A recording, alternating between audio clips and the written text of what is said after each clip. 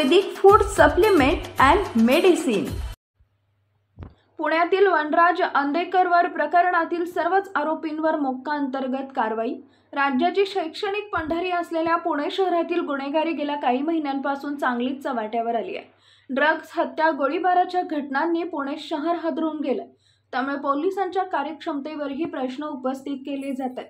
काही दिवसांपूर्वी पुण्यात माजी नगरसेवकाचा भर रस्त्यात खून करण्यात आला होता। या घटनेचं सीसीटीव्ही फुटेज व्हायरल झाल्यानंतर राज्यात खळबळ उडाली।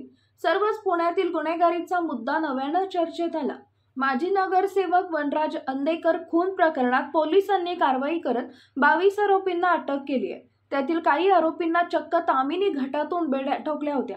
आता वनराज अंदेकर प्रकरणातील सर्वच आरोपींवर मोक्का अंतर्गत कारवाई करण्यात आली आहे। वनराज अंदेकर खून प्रकरणातील सर्व आरोपींवर मोक्का अंतर्गत कारवाई करण्यात आली असून एकूण 22 आरोपींवर पुणे पोलिसांकडून मोक्का अंतर्गत गुन्हा दाखल करण्यात आलाय।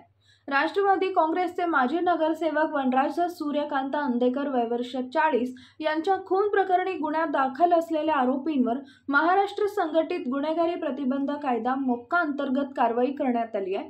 त्यामुळे या आरोपींच्या अडचणीत आणखी वाढ झाली आहे। मोक्का कधी लावला जातो? गुन्हेगारी पार्श्वभूमी तयार करणाऱ्या आरोपीला पोलिसांकडून प्रथम समज दिली जाते, पण या संधीचा आरोपीनं गैरफायदा घेतला तर तो पोलिसांच्या रेकॉर्डवर येतो।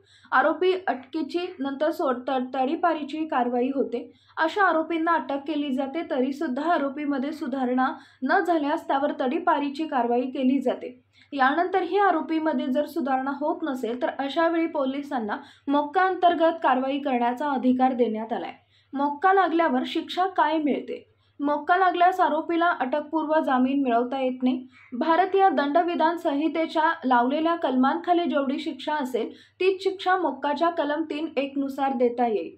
ही शिक्षा किमान 5 वर्ष ते जन्मठेपेपर्यंत राहते। त्याचबरोबर किमान दंड हा 5 लाखांपर्यंतचा असतो। तसेच दोषींची मालमत्ता जप्त करण्याची तरतूद या कायद्यात आहे। संघटित गुन्हेगारी करून जर आर्थिक फायदा घेतला जात असेल किंवा टोळी तयार करून जर गुन्हेगारी तयार करत असाल तर त्या संदर्भात मोक्काची तरतूद केली आहे। Paras mobile accessories and electronics, mobile व टीव्ही रिपेरी, मोबाईल व सर्व डिश रिचार्ज। आमचा पत्ता 34/2/39 70 फूट road, new Pachhapeth, Solapur. Mobile number 77 44 99 66 58 आणि 95 45 46 84 73।